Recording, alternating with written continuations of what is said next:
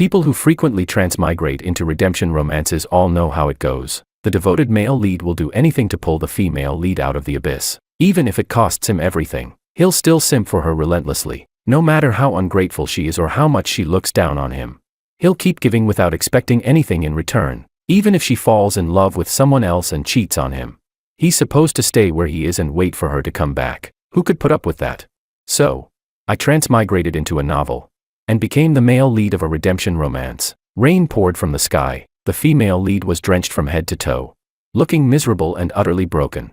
Yet she kept walking through the storm. I blurted out, "Good grief, Miss Rain-Soaked, you're already soaked silly, and you're still trying to strike a dramatic pose." The female lead was showing off her long legs in the middle of winter. I fired off another comment. "What a show-off. Keep dressing like that and you'll freeze your knees off sooner or later." The system fell silent for a moment before saying, "So you're not even remotely capable of being a redemption romance male lead, are you?" Chapter 1. I arrived in the novel right as school was letting out. A sudden downpour had packed the awning by the school gate with students taking shelter from the rain. This was exactly when the female lead, Sophia, made her entrance. Wearing a white dress, she walked alone into the storm, maybe with some emotional background music in a TV drama. I'd find it tragically beautiful, but in real life, the rain had soaked through her dress, leaving it wrinkled and plastered to her body. Her jet black hair had been drenched into a tangled mess hanging over her shoulders. Sophia looked like she'd shrunk by an entire size. She was soaked silly and still trying to strike a dramatic pose,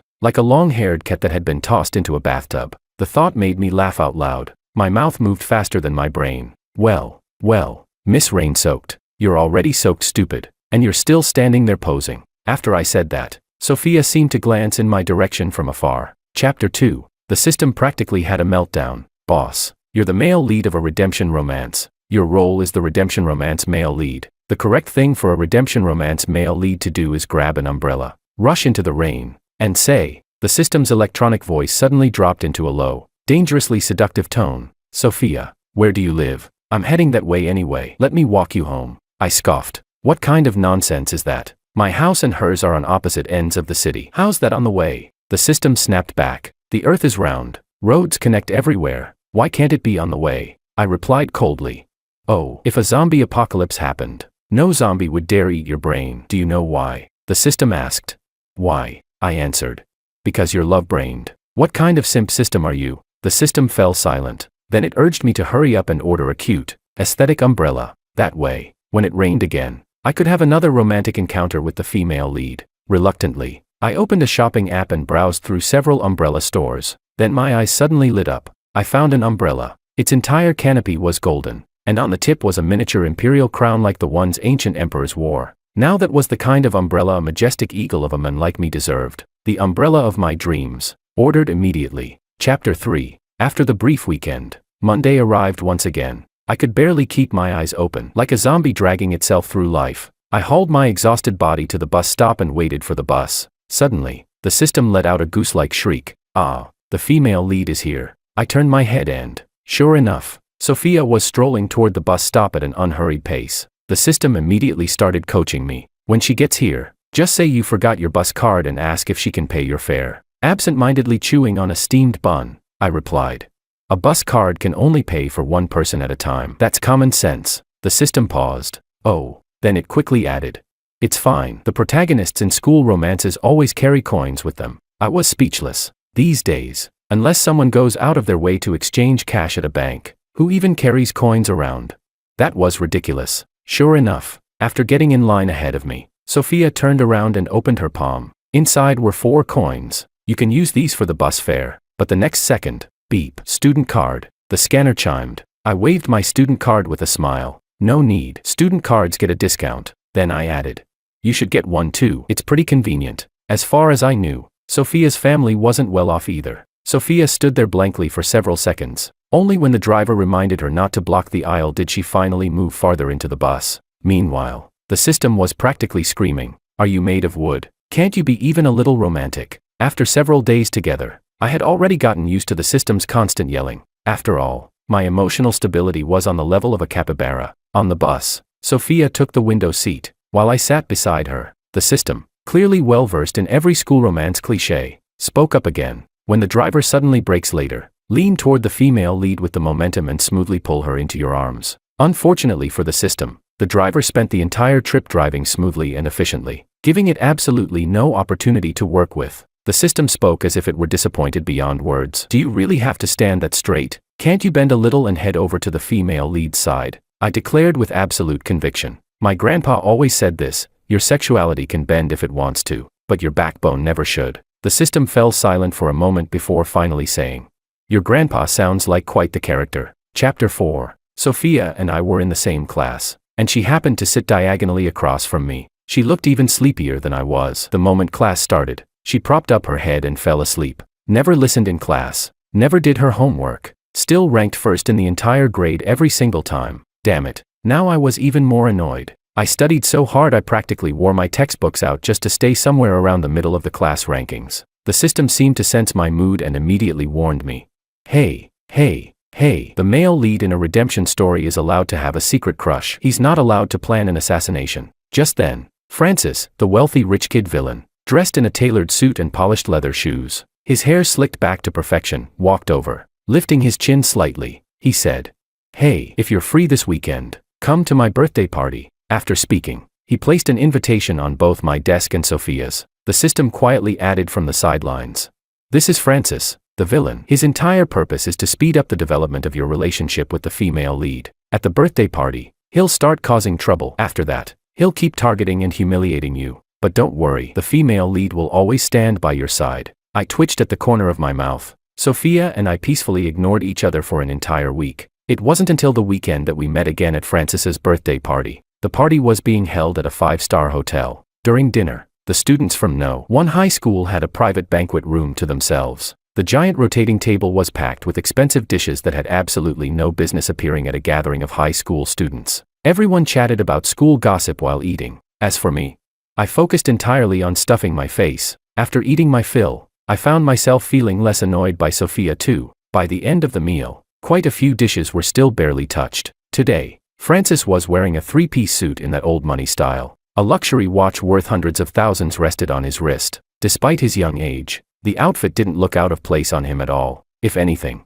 every gesture and movement carried the aura of a CEO who had somehow wandered into a teenager's body. Looking at me, Francis smiled. George, if I remember correctly, you've never had hairy crab before, right? He pointed toward the dishes. Why don't you pack up the leftovers and take them home? The moment those words left his mouth, the private room fell silent. Sophia frowned, biting her lip. She said, Francis, that's too much. Huh. As the person involved, I was completely confused. No, seriously, how is that too much? Everyone else stared at the table, or stared into space, anywhere except at me. Finally, I pointed toward the corner of the table, where more than half a bottle of orange juice remained. Looking at Francis hopefully, I asked, young Master Francis, can I take that half bottle of orange juice home too? Francis completely ignored Sophia. Turning to me, he replied, sure, I'll have someone give you 2 unopened cases later. Sophia couldn't sit still anymore. She stood up, stormed toward the door of the private room, and slammed it on her way out. When the party ended, Francis told me to wait for him outside the hotel. 5 minutes later, he came out.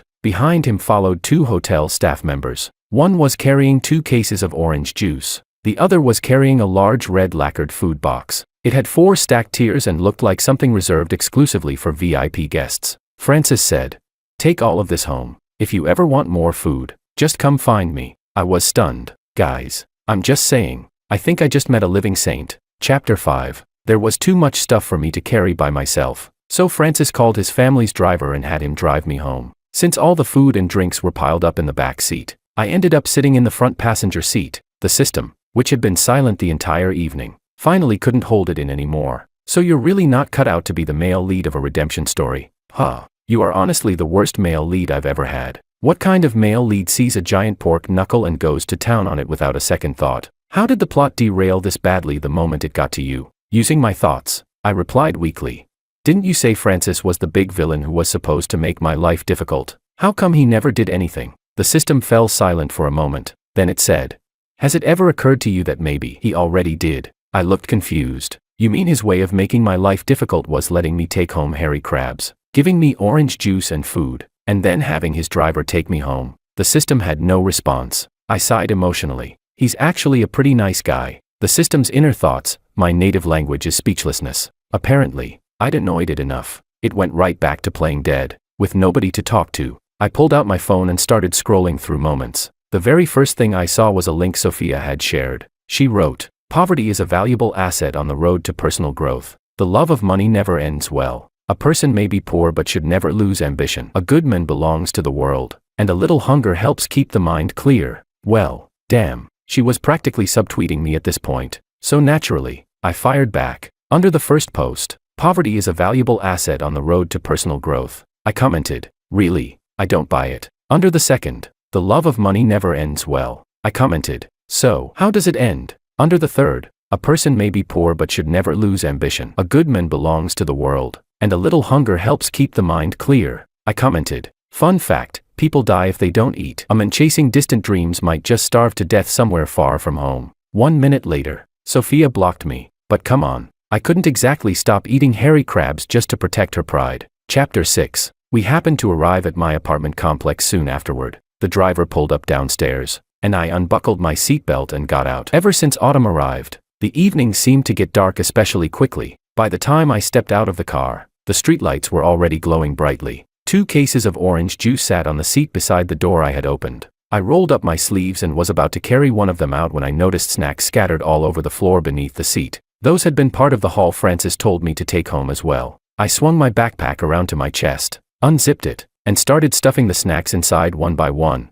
Then my hand touched something soft. I leaned my head farther into the car. At the same moment, the other person turned toward me. Our faces ended up only inches apart. I froze instantly. Willow's skin carried a fragile, almost unhealthy paleness. Her eyelashes were extraordinarily long. A faint blush lingered at the corners of her eyes, and even the beauty mark beneath her eye seemed to glow softly in the dim light. She had that kind of beauty that was breathtaking yet unreal. The exact sort of person who felt destined to become the tragic lover who dies young in a novel. "Does it feel nice?" Willow asked. I paused. Only then did I realize that one of the snack bags was wedged between the red lacquered food box and her leg. I licked my dry lips. "It's okay, I guess. Nothing special," she replied.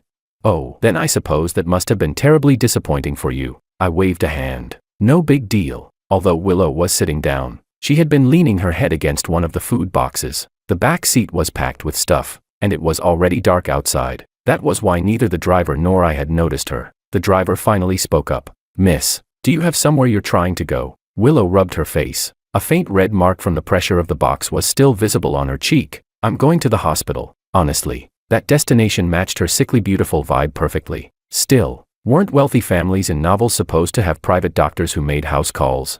The thought slipped out before I could stop myself. So why not just have a private doctor come to you? Willow leaned back slightly and rolled her eyes. "I'm actually on my way to get my fortune told under the bridge next to the hospital," I said. "With a blessed life like yours, do you really need a fortune teller?" Willow let out a cold snort. "I take life-preserving medication prescribed by doctors while listening to a fortune teller tell me I'll live to be 100. I have to say, you're quite the mix of materialism and idealism," she replied. "That's what I call a dual-action treatment." Chapter 7. Like most male leads, this body had been born into an ordinary but happy family. My parents ran a breakfast shop. The hairy crabs I brought home were turned into giant steamed buns by my mom, with her signature secret sauce mixed into the filling. The buns smelled absolutely incredible. I found Francis's WeChat in the class group chat and sent him a friend request. For the verification message, I wrote, "Want a steamed bun made with hairy crab?" He accepted almost immediately. Then he replied, "Bring me a soy milk too." A moment later, a transfer notification popped up. 5,000 yuan. Note, for buying soy milk. My entire mood at that moment was, one call from the boss, and your loyal servant arrives immediately. On Monday morning, Francis hadn't arrived at the classroom yet. I placed his breakfast on his desk. Unfortunately, Sophia happened to walk in right at that moment. She glanced at me coldly before returning to her seat. The system sounded completely broken inside. "It's over." In the female lead's eyes, "You now look exactly like the rich bully's loyal lackey." After that, Sophia didn't look at me a single time for the rest of the day. Not once. It wasn't until school ended that she finally spoke to me. I was waiting for the bus when Sophia suddenly grabbed my sleeve from behind. "George, are you really that short on money lately? If you need help, I can try to think of something." I froze for a second. Suddenly, I felt like Sophia had been pretty unlucky to end up with a male lead like me. Not only had I done absolutely nothing to help her, she was actually trying to help me instead. I shook my head. "I'm not short on money." Sophia let out a quiet "oh." Her fingers slowly loosened their grip on my sleeve. Then I added, But thank you, Sophia. For a brief moment, she seemed stunned. Then she lowered her eyes and quietly withdrew her hand. Chapter 8. Ever since Francis Liu tasted the steamed buns my mom made, I became fully responsible for his breakfast every day. Our friendship progressed at lightning speed. During the National Day holiday, he even invited me over to his house. The birthday party had been held at a 5-star hotel, but the Liu family mansion was no less luxurious. The first person I saw there wasn't Francis. It was Willow Liu, the eldest daughter of the Liu family, who rarely attended school due to her chronic poor health. Today, Willow was wearing a white silk blouse. Leaning against the sofa, she had an effortlessly alluring, mature charm, especially when she lowered her brows and focused intently on someone. Her pale fingers held a glass as she dropped sugar cubes and ice into it. "Want a sip?" she asked. I thought it was an iced Americano, but when I leaned closer, I caught the unmistakable smell of herbal medicine. I stared at it in disbelief. An iced traditional Chinese O. For some reason, that comment completely broke Willow. She burst out laughing, a genuine, uncontrollable laugh. Then she said, "It feels like trying to keep warm in a crematorium." I was speechless. Willow gulped down several mouthfuls of the drink. After wiping her lips, she suddenly asked, "By the way, do you know why Francis likes hanging out with you?" The moment she spoke, I sensed trouble. My guard immediately went up. I replied confidently, "Isn't it obvious? Because I'm ridiculously cool, handsome, and awesome." Willow looked at me as if she had lost the will to live. "Your skin is almost as thick as a castle wall." Then she said, "Francis has raised succulents, cacti, turtles, and every other low-maintenance living thing imaginable. From plants to animals, he somehow managed to kill all of them. You're the only thing that's still stubbornly alive. What the hell? What kind of thing is that to say?" Was she cursing me?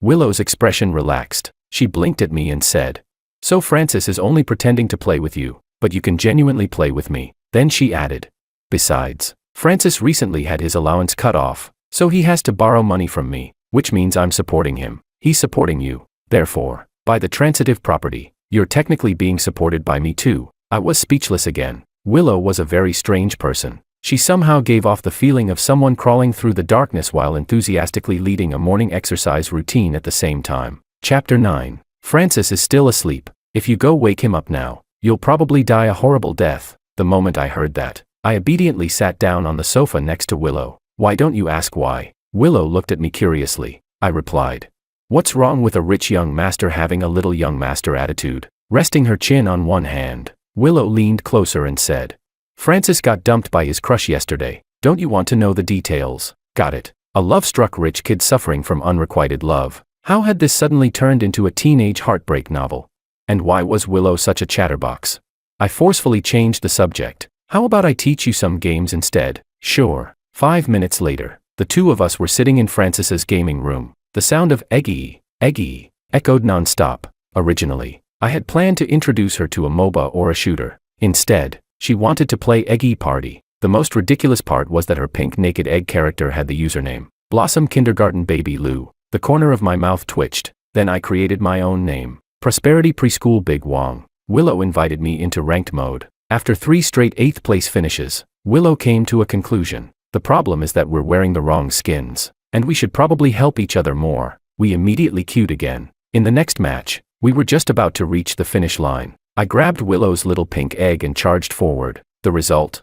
Both of us got smacked by a giant rotating hammer and launched off the map, instantly back to the checkpoint. This time, Willow found a grappling hook. She threw it in a beautiful arc, then grabbed me as we soared forward together. Unfortunately, her aim was crooked. The two of us were flung straight off the platform again. The next second, giant words appeared on the screen. "Eliminated." Someone nearby had voice chat turned on. A burst of laughter exploded through the speakers. One player said, "Ha ha ha, your intentions were good, but honestly, maybe don't act on them." Another added, "If you two spent less time helping each other, you'd have reached the finish line ages ago." A third person laughed so hard they could barely speak. "Please stop using your pig brains like this. I have much better uses for them. Ha ha ha." Chapter 10. To cheer up Francis after getting dumped by his crush, I bought him a dartboard and suggested he stick her photo on it to vent his frustration. Lately, Sophia seemed to be getting very close to a guy from Class 8. Honestly, he looked way more like the male lead of a redemption story than I did. When Sophia injured her leg, he even rode her home on his bicycle. I couldn't help but sigh. School uniforms, bicycles, a high ponytail. Now that feels like a proper school romance. The system suddenly popped up again. It said helplessly, Have you ever considered why the female lead always happens to pass by in front of you? She's trying to make you jealous. Once again, I was slow to catch on. The male lead and female lead's plot armor really is powerful. The system sounded incredibly smug. I told you already. As long as nothing unexpected happens, the male lead and female lead are destined to end up together. Besides, once your family's breakfast shop runs into trouble, you'll finally understand how sincere the female lead's feelings for you are. The system was especially confident whenever it talked about the plot. It continued. Anyway, after your family's shop gets into trouble, your parents will take you back to your hometown. Then the female lead will travel hundreds of miles just to find you. When a girl goes that far for you, even the coldest heart would melt. What? I instantly snapped awake. Staring in shock, I shouted. My family's breakfast shop is going to run into trouble. Why would it run into trouble? The system replied. That's not the important part. It's just one of the hardships and setbacks you'll have to overcome on your journey of growth. I immediately took off running toward home. While running, I yelled. Sorry, but I'd much rather have a smooth life and a mountain of money. If being the protagonist costs that much, then I quit. My dream is to be a wealthy and completely ordinary background character. On the way home, I searched online for news about accidents involving breakfast shops while mentally reviewing every school romance cliché I could think of. After getting home, I discussed everything with my parents. Together, we installed 8 security cameras throughout the entire shop. We hired technicians to inspect all the equipment and electrical wiring, replacing anything old or potentially unsafe. We bought new fire extinguishers. We also became much stricter about inspecting every ingredient we purchased. Only after doing all that did I feel slightly relieved. But in the end, something still happened. Thankfully, it was also thanks to those cameras that we caught it in time. During the break after second period one afternoon, I suddenly felt an overwhelming sense of dread. Without knowing why, I opened the surveillance feed on my phone. What I saw nearly stopped my heart. My mother was lying unconscious on the kitchen floor. There was white foam around her mouth. I practically sprinted out of the classroom. While running, I called an ambulance. At the same time, I phoned my father. The rideshare I ordered took forever to arrive. Then a car suddenly pulled up in front of me. The rear window rolled down. Willow's familiar face appeared. What are you standing around for? Get in. Willow had heard from Francis that I'd rushed out of school and immediately called her driver. By the time we arrived, the ambulance had already taken my mother to the hospital, so we headed straight there. My father was already waiting. The moment he saw me, he quickly reassured me. Don't worry, it was mushroom poisoning. She's fine now. Good thing we installed those cameras. Chapter 11. My mom still needed to stay in the hospital overnight for observation, and my dad stayed there with her. Since I had classes the next day, they told me to go home and get some rest. When I walked out of the hospital, the car was still waiting by the curb. The window was rolled down. Willow sat inside with earphones on, listening to music. The glow from the streetlights illuminated her profile, making her look almost unreal. When she saw me, she tilted her head slightly and smiled. For a split second, my heart skipped a beat. Oh, that's what a crush feels like. After I got into the car, Willow stared at me for a long time. Confused, I asked. What? Why are you looking at me like that? Do I have something on my face? Instead of answering normally, she said, I'm checking to see if you're about to have a tough guy crying session. I was speechless. Then she added, come on, crying doesn't make you any less of a man. I gritted my teeth. Damn Lou. The next second, I pulled her into a hug. Then I sighed. If only you didn't have a mouth. Willow froze. After a brief pause, she slowly hugged me back. In a soft voice, she said, it's okay, your mom is going to be fine. The doctor already said so. I murmured quietly. Willow, please be okay in this world. I swallowed the rest of the sentence before it could leave my mouth. How should I put it? It felt way too sentimental, like I was suddenly the male lead in some tragic coming-of-age romance. Up until now, I had never truly felt like I belonged in this world. Part of me had always considered it fictional, something unreal. But today, for the first time, I genuinely realized that the people here could get sick, they could grow old, they could die, and suddenly, I found myself hoping that Willow could live a long, happy life, not as some supporting character whose sole purpose was to make the heroine shine, just as herself. That night, after washing up and lying in bed, I found myself unable to sleep, so I forcibly dragged the system out for a conversation. In this world, Francis Liu is the main villain. Does that make Willow Liu the evil rich heiress? The system replied. They're the villain siblings. Francis humiliates and provokes you, and Willow is supposed to scheme against the female lead. Once the story moves beyond the school arc, they'll become the biggest obstacles standing in the protagonist's path to success. I knew that was how stories like this usually worked. Even so, I couldn't help arguing. I'm not denying that hardworking people can build successful careers from nothing, but the Liu family has centuries of wealth and influence behind them. The odds of them losing to the protagonists seem ridiculously low. The system sounded like a teacher who had spent years teaching obedient students only to have one suddenly point out a flaw in the textbook. After a moment, it came up with a convenient explanation. The male and female lead's destiny controls this world. Those outcomes can't be changed. Can't be changed. I wasn't convinced. Everyone here felt so alive. Every single person had their own thoughts, emotions, and story. No one deserved to exist as an NPC in someone else's narrative. After a long silence, I finally asked, "Then what about Willow? In this world, will she die young too?" The system seemed to notice the sadness in my voice. For once, it didn't answer. Chapter 12. In my previous life, I knew a Willow too. More accurately, I knew of her. She didn't know I existed. I grew up in an orphanage. Every holiday season, kind-hearted donors from all walks of life would send gifts to the children there. The reason I remembered the name Willow was because, unlike everyone else who donated clothes or books, she donated fireworks every New Year. She had written a note on every fireworks box. Every child deserves to witness the beauty of fireworks. Next to the message was a big smiling face. Whenever I was bullied at the orphanage, it was those New Year fireworks that helped me endure. The Willow from my previous life had started as a child actress. At 16,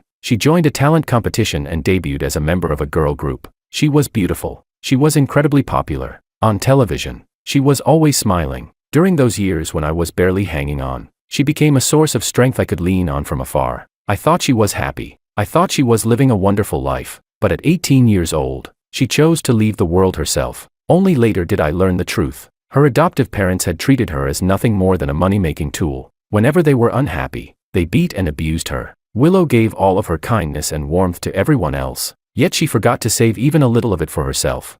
I didn't know whether the Willow in this world was the same person or not, but I still hoped she could live a happier life. Chapter 13. The next day at school, the monthly exam results were released. The first name I saw at the very top was Sophia. The female lead was still ranked first in the entire grade, despite rarely studying, despite barely doing her homework. The second-place student was David, our class's academic representative. He wore glasses so thick they looked sturdier than beer bottle bottoms. The stack of practice exams he had completed was almost as tall as he was. If Sophia didn't have protagonist-level luck, first place would definitely belong to David. David looked a little disappointed, but he quickly returned to his seat and calmly continued working through practice problems while updating his mistake notebook. The system seemed to have completely given up by now. After all, the story had drifted into an increasingly bizarre direction. So when our homeroom teacher announced that the class would be divided into one-on-one study partner groups, the system didn't jump out and insist that Sophia and I be paired together. I rested my elbow on the desk and stroked my chin thoughtfully. If I was truly the male lead of this world,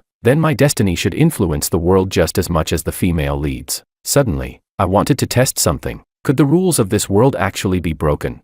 I walked over to David and asked if he'd be willing to form a study group with me. David looked surprised, but he agreed. When I returned to my seat, Sophia finally lifted her eyes. Then she stared at me for a long moment. I had never studied so seriously in my life. I worked so hard that I was solving math problems in my dreams. The seating chart changed again. Francis became my desk mate, patting me on the shoulder. He clicked his tongue. Piglet's been studying so hard he's lost a whole pound. Don't get the wrong idea. He only called me Piglet because I had changed my profile picture to a cartoon pig superhero. Then he grinned. This weekend, your big bro is taking you out for some premium food. The moment I heard that, every bit of exhaustion instantly vanished. What I didn't expect was that Francis had absolutely no conscience. His version of premium food turned out to be dragging me to his family's private tutoring sessions. While Francis and I suffered through tutoring, Willow sat nearby playing Eggy Party with the sound muted. I glanced at her screen during a break and said, "Your encouragement is surprisingly practical." Willow blinked. "What do you mean?" I sighed dramatically. "Even a noob like you managed to reach Phoenix rank. That proves nothing is impossible in this world." Willow stared at me for a moment before replying.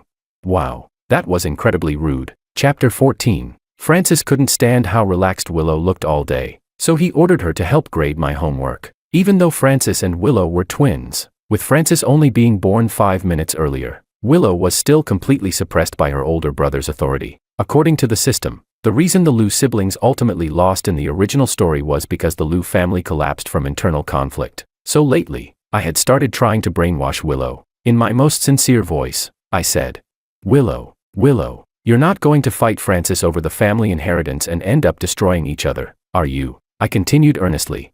The world is simple. People are complicated. It's dangerous out there. Luckily, you have a great brother like Francis, using his not particularly sturdy body to shield you from the wind and rain while holding up a bright blue sky over your head. Willow rubbed the goosebumps on her arms. Are we talking about Francis? I pressed on. Think about it. One day your brother will be working himself to the bone, and will just stay home spending the money he earns, sleeping in his bed, and petting his giant orange cat. Wouldn't that be the dream life? Why work hard when you can enjoy the fruits of someone else's labor? Willow stared at me strangely. To my surprise, the tips of her ears turned slightly red. Pressing her lips together, she said, "Why exactly would the two of us be sleeping in his bed? Can't we just buy our own?" Then she shook her head firmly. "That particular hobby of yours is something I absolutely cannot support. I have standards." I froze. Wait, what are you even talking about? The system, which had been missing for days, suddenly appeared. You're still rambling over there while she's dropping hints from the stratosphere. I was speechless. City people really knew how to play these games.